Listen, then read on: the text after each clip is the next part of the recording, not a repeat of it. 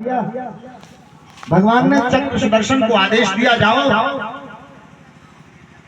खींच करके ला करके और ग्राह का संहार करो। चक्र को एक पल नहीं लगा और आकर के भगवान के आदेश का पालन कर दिया। भगवान तो बाद में आए, काम चक्र ने पहले ही कर दिया, खींच के लाया और काट दिया सर। जैसे सर काटा, भगवान आए, भगवान खड़े, ग्राह के शरीर से एक दिव्य ज्योति निकली और चतुर्भुजी रूप में परिणत हो गई। परीक्षित ने पूछा, ये कौन है भगवान? बोले, ये हू नाम का गंधर्व है। देवल मुनि के श्राप से इसको ग्राह की योनि मिली थी। निर्वस्त्र स्नान कर रहा था एक बार, देवल जी ने समझाना चाहा तो इसने संत का उपहास कर दिया, तो उन्होंने श्राप दे दिया। मैं समझाने में तुझे बुरा लग रहा है, तुझे यही योनि मिल जाए जिसमें तू अपने को छिपा रहा है। चंद चरणों में गिरा है ये। उन्होंने कहा कि जिस समय तू किसी भक्त के पैर पकड़ेगा उस समय तेरा उद्धार हो जाएगा। आज वही समय आया, हाथी का चरण पकड़ा है और भगवान ने उद्धार कर दिया। आज भगवान की परिक्रमा की है और भगवान की परिक्रमा करके इसकी दिव्य आत्मा अपने लोक को चली गई। अब गजेंद्र, देखिए, एक को मृत्यु, लेकिन मृत्यु भी मुक्ति में परिणत हो गई। अब गजेंद्र का भी शरीर छूट गया भगवान को देखते ही देखते। कहते गजेंद्र के शरीर छूटने से पहले क्या होता है मालूम? गजेंद्र को क्रोध आ गया है और भगवान हाथ जोड़े खड़े हैं गजेंद्र के सामने।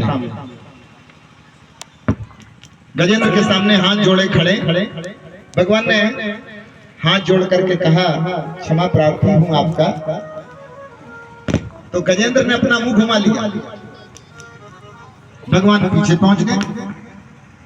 अब भगवान जब पीछे पहुंचे तो गजेंद्र ने आगे कर लिया। क्या प्रसंग है, क्या बढ़िया प्रसंग कर रहा है, क्या बात है।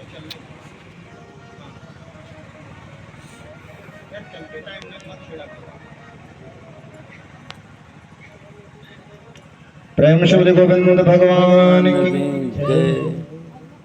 आज मालूम क्या हुआ? कथा भूल गए, बताओ कहां से चले? जल्दी बताओ जो छेड़ रहा है। आप लोग बताएं कथा कहां थी? क्या बात है। देखिए, प्रेम शब्द गोविंद भगवान की।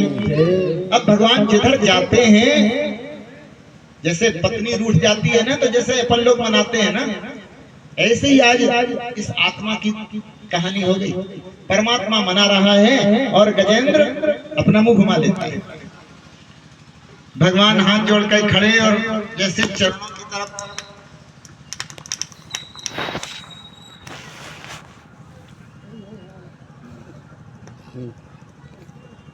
कुछ खराबी हो गई ऐसे।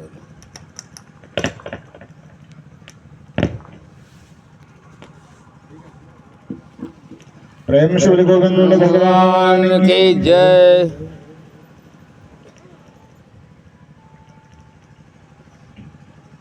आज भगवान जैसे हाथ जोड़ करके खड़े हुए रोने लगे तो हाथी कहता है, मैं तुम्हारे हाथ जिंदगी भर जोड़ता रहा और तुमने एक ही बार जोड़े और रोने लगे। भगवान ने कहा, क्षमा कर दो एक बार। जैसे प्रहलाद से क्षमा मांगी है ना, ऐसे आज हाथी से भी क्षमा मांगने लगे। हाथी से पूछा, क्यों रूठ गए आप, ये तो बताओ। बोले, आप एक बात बताओ, मेरी प्रार्थना पर यहाँ आए हो कि मेरे शत्रु पर कृपा करने आए? शत्रु ने, भगवान ने कहा, मैं समझ नहीं पाया। बोले, प्रार्थना हम करें, फल शत्रु ले जाए। मनुष्य अपने दुख से दुखी नहीं है, याद रखना, दूसरे के सुख से परेशान है। भगवान ने कहा कि समझाओ मुझे, क्या बात है, तुम्हारी परेशानी का कारण क्या है? बोले, आप मेरा उद्धार करने के लिए आए थे कि हमारे दुश्मन का?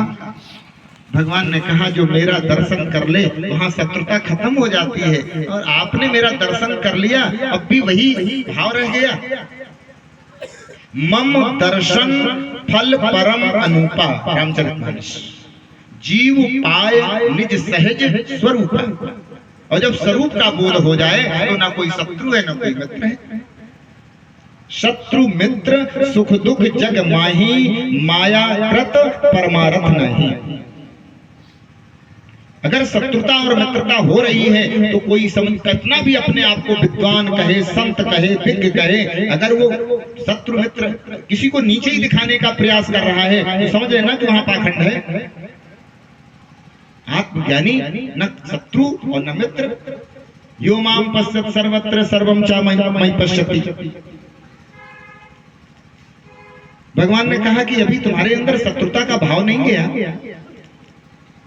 बोले मैंने जीवन भर तुम्हारी इसीलिए सेवा की, इसीलिए पूजा की कि वक्त पर मेरे काम आओ, लेकिन मेरे शत्रु के काम आ गए। भगवान ने कहा क्या बताओ, मजबूरी मेरी नहीं समझी आपने। बोले क्या मजबूरी, ऐसी क्या मजबूरी पड़ गई? भाई वो 302 का केस थोड़ी लगा देता। भगवान ने कहा उससे भी बड़ा लगता है। बोले क्या था? मेरा स्वभाव है। बोले क्या?